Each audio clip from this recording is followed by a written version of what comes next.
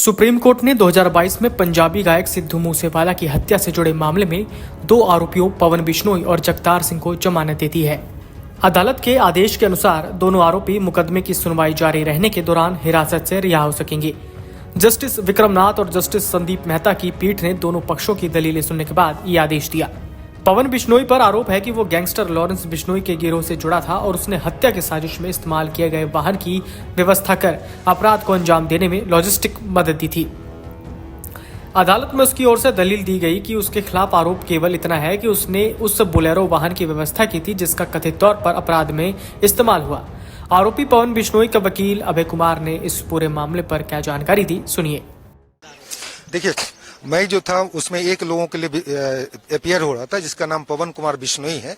Out of 20 total जो accused हैं, जो चार्जशीट हुए हैं, उसमें पवन कुमार का एक्यूज नंबर 6 में था और इस पर आरोप ये था कि इसने गोल्डी बराड़ के कहने पे बोलेरो को प्रोवाइड कराया और उस बोलेरो का यूज कातिल ने सिद्धू मूसेवाला की हत्या में काम किया। उनका ये आरोप था कि ये कंस्पिरेसी का पार्ट है।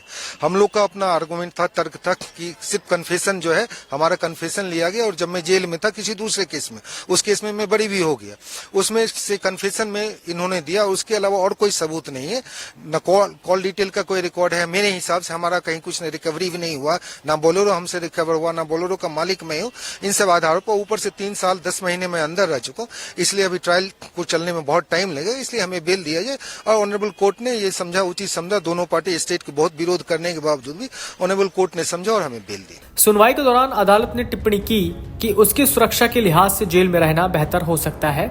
इस पर आरोपी के वकील ने कहा कि उनके मुवक्किल का लॉरेंस बिश्नोई से कोई संबंध नहीं और केवल उपनाम समान है।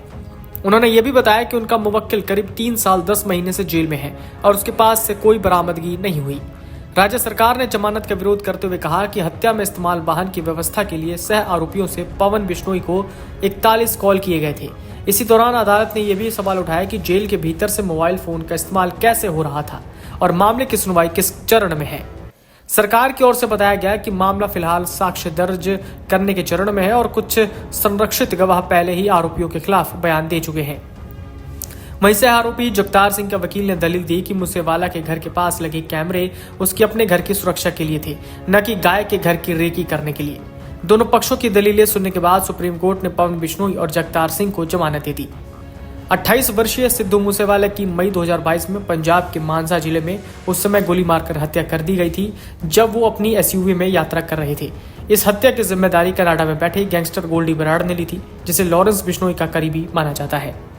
Video desk अमरुजाला.com।